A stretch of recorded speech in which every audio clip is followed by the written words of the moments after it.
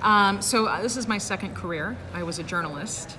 I was based overseas, and when I came back to the United States, I was sort of more interested in thinking about strategy and working in technology as it related to news. And I had heard from people that there was an academic field called futurism.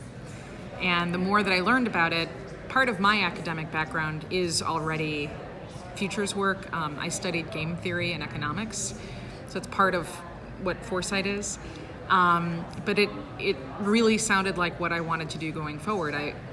So I studied, and I read lots of books. There was no way to study courses in the United States, but I learned everywhere I could. That's a good question. I would say flexibility. Being open to different possibilities. I think the second important quality is to be very methodical.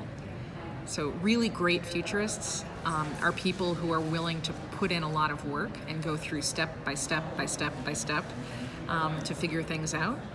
And the third is curiosity. If you are always curious about everything and you always want to know why, or what could it mean, or what would happen, I think that those are really good qualities for a futurist. But we start by looking at 10 different sources of change that range from wealth distribution to politics, geopolitics, and economics, and things like that. And we look at how those things intersect, where technology falls, and we think about lots of different areas of change. So basically, we go through a lot of research and a lot of information, and then we use a pattern identification system that we call Cypher, but we're looking for contradictions, inflections, different patterns in all of that information.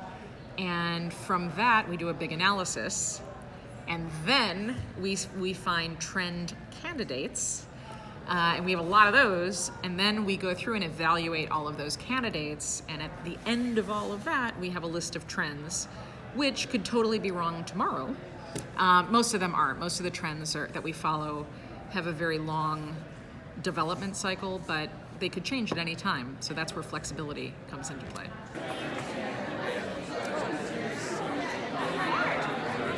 The logical part of any person would say, of course there's many possibilities for many different futures, but it's a lot easier for us to want just one answer, and if the answer is wrong, then you were wrong.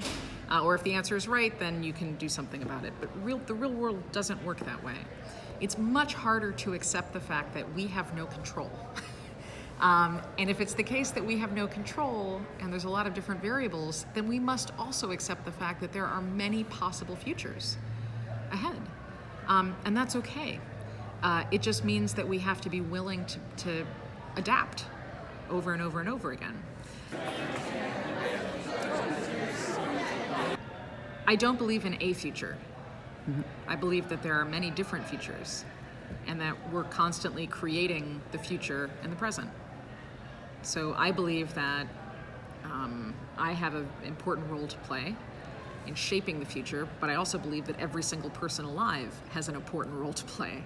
My hope is that they realize that soon, because for people who know that what we do today impacts the future, those people tend to make smarter decisions.